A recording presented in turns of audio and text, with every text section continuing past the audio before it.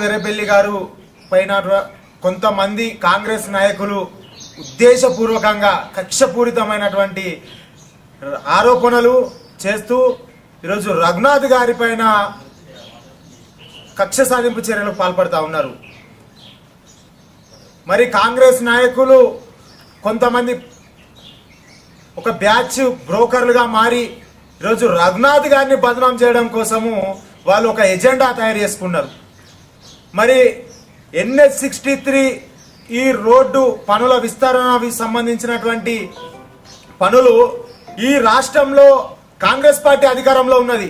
స్థానికంగా Congress party MLA ఉన్నాడు, MP Congress party ఆయన ఉన్నాడు. ఈరోజు ముఖ్యమంత్రి రేవంత్ రెడ్డి గారు కాంగ్రెస్ పార్టీ ముఖ్యమంత్రి. మరి ఇదే రేవంత్ రెడ్డి గారు గత నెలలో ఈ తెలంగాణలో జాతీయ రహదారులు వేగంగా పూర్తి చేయండి ఈయన పోయి ఒక వినతి పత్రం ఇస్తాడు.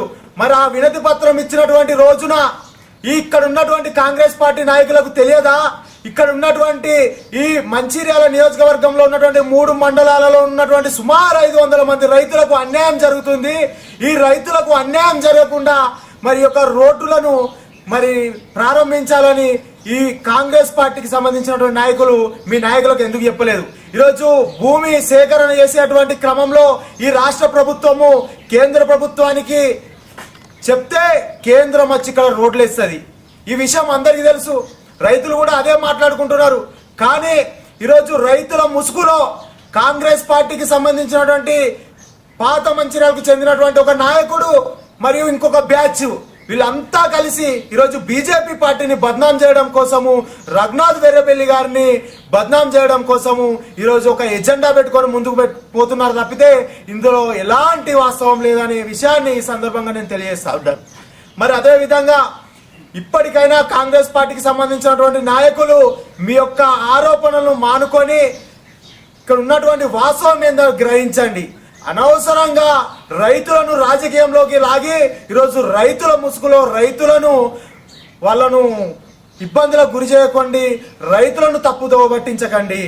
మేము కోరుకునేది ఒకటే, రాజకీయం అనేది సంవత్సరం మొత్తం చేస్తాం, కానీ రైతుల పైన రాజకీయం చేయడము మానుకోవాల్సిందిగా వాళ్ళను హెచ్చరిస్తా ఉన్నాం.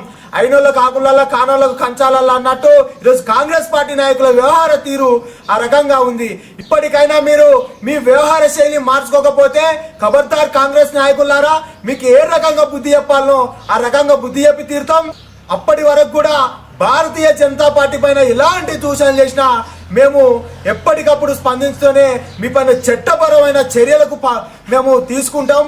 ఇప్పటికైనా మీరు రఘునాథ్ వెర్రబెల్లి గారికి క్షమాపణలు బహిరంగంగా చెప్పండి. లేని పక్షంలో ఎవరిని కూడా ఎంతటి వారైనా కూడా మేము ఉపేక్షించమని ఈ సందర్భంగా హెచ్చరిస్తా ఉన్నాను.